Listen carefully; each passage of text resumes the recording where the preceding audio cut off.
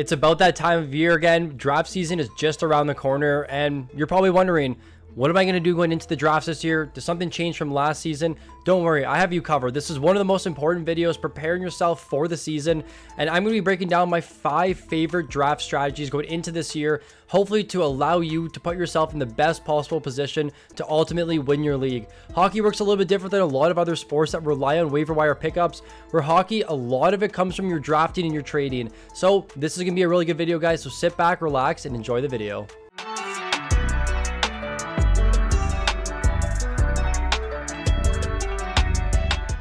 Every single year, I see the same thing. Fantasy managers get upset that they're drafting goalies super early. They don't pay off value. They get injured for the season. Goalies are the most difficult position to predict in the entire league. And for me, I love to go the zero goalie strategy. I'm done taking goalies early in leagues. I prefer prioritizing some of those elite forwards and elite defensemen in drafts and leave my goalies to the later rounds, usually around round 6, where I'll be looking at those high volume goalies. Last season, you saw goalies like Igor Shesterkin. He kind of lost the net in the second half to Jonathan Quick. They were splitting time. You don't want that to be happening to your goaltenders. You want to be taking these high volume goaltenders that you know are going to be playing 60 plus games in really good spots, but they also have to have some value for you as well. So typically what I like to look for is those high volume goalies going around 6 and plus. Thatcher Demko, Jacob Markstrom, both last year were going extremely late in drafts for really no reason, when we know these are workhorse goalies. They're going to get a ton of shots on net, which means a lot of saves. Their save percentage is going to be good. Their goals against average is going to be good. But with goalies, it all changes depending on what type of league you play in. If you're in a rotisserie league, you want to be drafting goalies on the best possible team because you want to be focusing on those goals against average and save percentage numbers. If you're in points leagues, the biggest thing is going to be volume. You want goalies that get a lot of shots on net, a lot of saves, and there are goalies that will do that for you. Now listen, if you're in your draft right now and you're taking 3 forwards and 2 defensemen in your first 5 picks, and maybe you're struggling a little bit to find that really good goalie that you want to be taking, you could also switch your strategy and move over to the one-team goalie strategy, which we know works time and time again. And the way this strategy works is you essentially just take the goalie 1 and the goalie 2 on a really good team. A good example of this is going to be the Carolina Hurricanes goaltending tandem this season with Freddie Anderson, who's always a question mark, and Peter Kochetkov, who should be a solid 1B goalie. They may even split time. Another thing, in Vegas, the exact same situation happening with Samsonov. You may want to be taking both of those goalies if you get stuck in your draft and you don't know what to do. Just look for that 1A and 1B goalie on really good teams. I usually like to employ this strategy. I will either go 2 goalies on the same team and then a 3rd goalie with high volume upside, like Daniil Tarasov or Philip Grubauer this season. So that's typically how I like to strategize my goalies going into the draft. And then you kind of got to just play how the draft goes. If a goalie like Demko falls to the 6th round, then you should be scooping him up there. But if there's not really good value, don't force your hand and make a pick in the 6th round just because you don't have a goalie right now. Always make sure you're drafting goalies on good teams. It makes the same sense with the Carolina Hurricanes goalie. And there's always going to be value late in drafts. I did my first mock draft just the other night. I'm recording this a little bit earlier than when it's going to be posted, but I saw even Philip Gustafsson in the Minnesota Wild is falling huge in drafts right now. He's a goalie that should get 50 starts this season in a good spot on a very good team. So there's a lot to like, but goalies are always tricky. So make sure that you're taking those high volume, good value goaltenders rather than the top end goaltenders in the early rounds of drafts. I just want to take a minute to let you know that the Fantasy Puck Patreon leagues are officially open for this season. This is our 2nd annual season. We had over 84 managers competing last year, and we're hoping to reach over 100 this year. Make sure you secure your spot. The links will be in the description below. If you have any questions, just make sure you leave a comment on this video or join our Discord and send me a message at FP Mike. I'll be sure to answer as soon as I can. We have drafts beginning as early as mid-September. Everything will be live streamed, so you're going to be able to watch your drafts back again. You'll be able to compete and talk with other active managers within the Discord. It's super exciting. Again, any questions, let me know in the comment section below, and I'll be sure to answer. Now, no more of me. Let's just go back into the video. So this is a little bit of an opposite strategy of what I just talked about. I said don't take goalies early because you should be focusing on taking defensemen early. Now, last year in our competitive Fantasy Puck Patreon leagues, defensemen went extremely early. I think by pick 40, we already had 8 or 9 defensemen off the board. And this is what you're going to find in competitive leagues. You want to be focusing on taking those high upside defensemen early in drafts so you don't get sewered near the end of your draft. If you're around 10 plus and you don't have that number 1 defenseman yet, you're going to be hurting for the entire season. So you need to make sure you're grabbing an elite defenseman, at least one, before round 3. And I would say recommend at least 2 by round 5. That's typically how I like to strategize my drafts. I'll be taking 2 elite defensemen and 3 elite forwards in the first 5 rounds. And then look, if there's goalie value there, like I mentioned in the 6th round, I'll take it. If not, I'm focusing on the best players and best defensemen still available. So you want to be focusing on defensemen that have high points, but also high peripheral upside. I'm sure most people listening to this don't play in just goals and assist leagues. If you do, your main focus is power play 1 defenseman. If you don't, you likely need to be focusing on those high peripheral defensemen. I just drafted the other night. Mort Seider is falling. He's a guy that should maybe play power play 1 or be on power play 2 this season. We'll put him some of the league's best peripherals amongst defensemen. So you want to be focusing on defensemen that basically touch on both of those main categories to give you an all-around approach. And you got to make sure that these defensemen are playing on power play 1, especially amongst elite ones. You have to make sure you're taking guys that should be on power play 1. I know I just mentioned Seider. He's a little bit of a different story where he actually contributes to all 3 categories at an elite level, and he's a little bit above average in points. But with power play 1, you want to be focusing on those defensemen. Guys like Noah Dobson, guys like Charlie McAvoy, they're going to be falling below some of those best defensemen in the league with the upside to finish as a top 5 defenseman going into the season. So that's where my focus is. You do not want to get stuck without top-end defensemen because you're going to have a very tough time trying to claw back. It's very rare in hockey when you see a defenseman on the waiver wire that steps up to be a #1 point-producing defenseman or ends up in the top 5 or top 10. Brock Faber's an example of that last year. Michael Matheson, even though we were recommending to draft him, he was falling in drafts last year, and he ended up being a very, very solid first half defenseman, Faber for most of the season. So it's very difficult. And just remember that the defenseman pool is a little bit shallower than the forward pool, and the forward pool is extremely deep, and you can likely find very good value late in drafts with forwards. We saw last year with Trocheck and Joel Eriksson Ek, 2 guys that were falling past round 10 that ended up producing top 4 round value. So that's where your focus needs to be. Grab your defenseman early, make sure you're stacking up on those power play 1 defensemen, and then focus later in drafts on those high value, high upside forwards that are falling.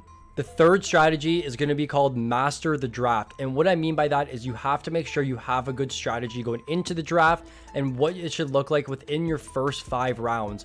So you got to remember the center position is always easy to fill. And I just talked about Trocheck and Joel Eriksson Ek in the last segment. I'm going to talk about them again. These are guys that cover all categories that fall in drafts. Now they're not falling anymore. People are on them. But that's why we make videos, right? Because you can find these players later in drafts. The center position, if you don't get any of the big centers in the first round and you end up going wing, you grab Rantanen, you grab Brady Tkachuk, or you grab Kaprizov in the first round, for example, then you can just wait on your centerman. If you don't get any of the big 4, focus on those wingers and defensemen. We saw last year with how scarce the right wing position was. It seems to be a little bit of the same going into this season. And then you also saw how scarce the defenseman position was. So what I'm looking for, ideally, in the first 5 rounds, I want 3 forwards and 2 elite defensemen by round 5. If that means you're taking Cale Makar in your first round, that's not a big deal because you secure yourself a #1 defenseman. Then if you follow in the turn and you maybe grab a #1 forward, maybe William Nylander, and then the 3rd round you grab Roman Josi. So you're set up early in the draft. You have 2 elite defensemen right away and an elite forward, and now you got to be focused on these high upside forwards. Now another big thing too is multi-position players. If you play in leagues that have position specific roster slots, you want to be focusing on multi-position players. JT Miller, Tim Stützle are 2 guys that stand out to me right away that have center and wing eligibility. Those are extremely crucial players to have on your team because it just allows for maximum flexibility. Andrei Svechnikov this season we know is already left wing, right wing eligible. He's going to be even more valuable than someone that just has one single position. So multi-position players are key. You don't find any of them with defensemen. And then making sure you're drafting those high upside players late. So I'm going to jump into the next segment where I talk about how you can set yourself up in your draft to make sure you are taking those high upside players later in drafts. And just a quick transition now into the preparation is key. You have to make sure that you're using all the tools available to you to gain an edge over your opponents. Now, we have projections here at Fantasy Puck. We're not saying ours are the best, but ours are very strong. And there's other ones across the industry that you could be using to your advantage just to give yourself that edge. And now if you're going into your drafts and you're knocking out all the players that have been drafted and you can see that, oh man, this guy's falling quite a bit, and you have the tools available to you on maybe your monitor, you could have a tablet, even on your phone to look at and say, okay, someone's falling in draft. I see in my projections here that he's projected to be a 30th overall player, and we're on pick 60 right now. I'm going to be taking him. Lots of value there. It just means he's an overall safe player. Now, the one thing I stress more than anything is making sure you load up your queue with every player you like. And that's the importance of doing mock drafts, because then you get a sense of an overall player group that you want to be putting into your queue before your drafts. Now, I know a lot of you like to watch our content too and just skip through the players, and that's totally fine with me. Go through our videos, jot down all the players, and put them in your queue. Make a list and make sure every time you're entering a draft, that queue is full of players that you need to be taking, because you don't want to find yourself in a position where you're drafting next and you have no one prepared and you're scrolling through the board. And if you take the highest available, it's going to be a guy that's falling for good reason. Maybe Jeff Skinner or something that's going a little bit. He could be a guy that's ranked in the top 100 that's falling for good reason, because he's on a little bit more of a difficult team to play on. So what you want to do is make sure you have a list of players and load up that queue. Actively be completing mock drafts.